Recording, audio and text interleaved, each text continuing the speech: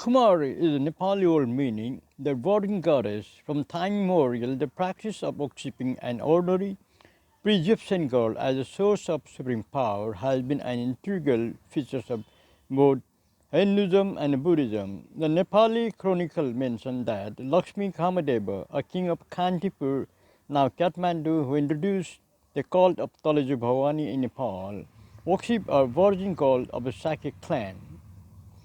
The establishment of a Talaju cult is of great significance as the Kumari is considered as a living manifestation of Talaju. In Nepal, the Kumari is highly revered as the personification of goddess Talaju. According to mythology of Mala king of the valley in ancient time had wide knowledge of practice of Tantrism. Using their tantric power, they used the holy goddess Talaju to play dice.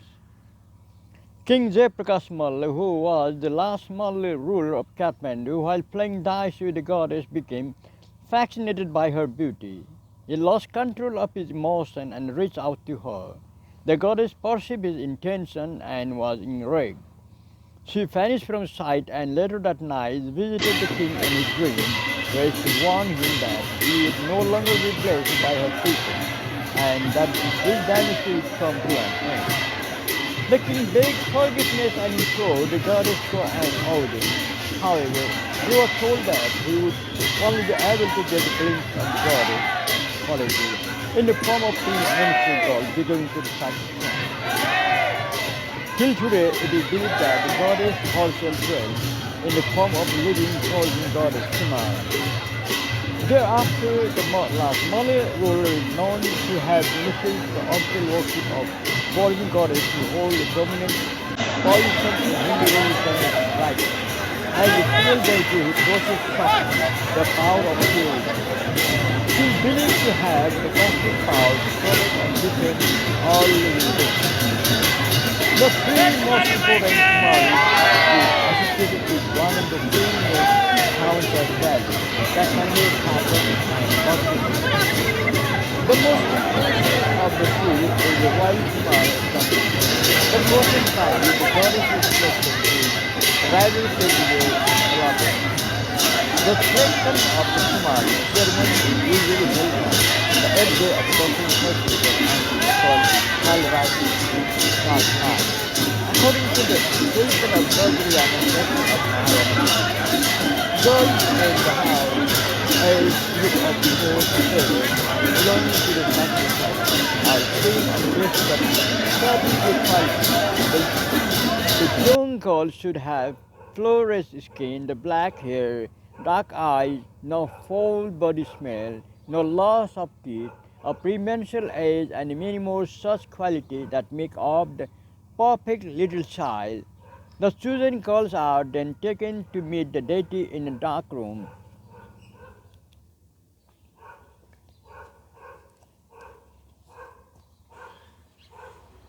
Fattening tantric rituals are performed. The one who stays calm and collected throughout the entire process is the one who is finally selected as the goddess. It is believed that after all the ceremonies are over, the spirit of goddess enters the girl's body. She takes on the jewelry and clothing of her predecessor and is then installed in Kumari Devi. The Kumari's godhood comes to an end with the first menstruation, as it is believed that on reaching puberty, the Kumari becomes a human, a mere mortal. The Kathmandu Kumari reside in Kumari Court in Basantpur, which is an intricate structure built in 1757. Two enormous stone lions guard this house, a reminder of the special relationship between Durga and the king of beasts upon which she rides into the battle. Once she exchanges her soul, her life changes entirely. She has no name and lives in isolation.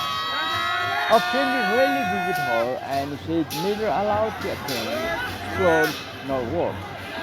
She is always clad in the red sari, wears her hair in a knot and hides the instruction for fire eyes, painted on her forehead, symbolizing her special power, the perception.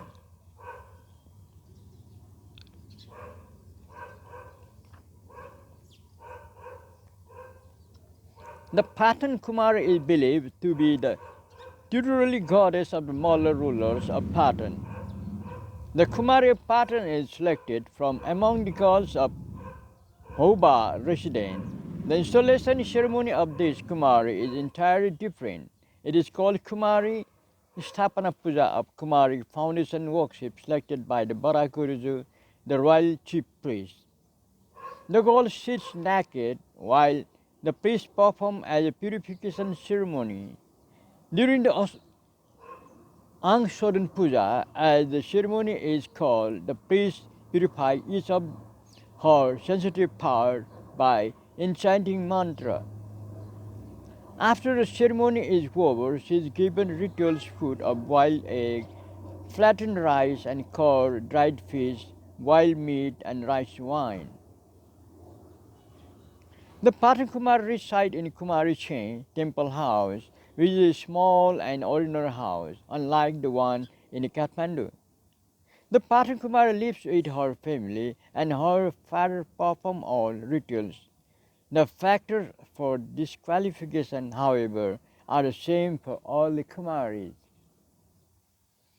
Bhaktipur Kumari, King Anandadeva installed the Bhaktipur Kumari in AD 895. In Bhaktipur there are 3 individuals Kumari, and in Gang, Kumari consists of 8 young girls who are also found included in the list of Astamatrika, and of 3 boys Ganesha, Vairava and Mahadeva. All the girls are chosen from the Sakya community. The 3 living Kumari are called Ekanta, Vala, Lakhu and Tibuka. The 3 goddesses are installed in Bhaktipur owing to a popular belief that when Talaju first came to Bhaktipur, she emerged from a hole in tree and sat down at 3 localities of Vala, Lakhu, Tibuka and Bahachoshe. She remains a Kumari for almost 7 to 8 years. The Kumari Festival. The power of the Kumari is perceived to be the strong that even a glimpse of her is believed to bring good fortune. The mass grab is opportunity every September at the Indrajatra festival when the goddess is born in the palanquin in a religious procession through parts of the capital. The Kumari festival is a part of the Indrajatra festival in which the primary purpose is to worship the god Indra.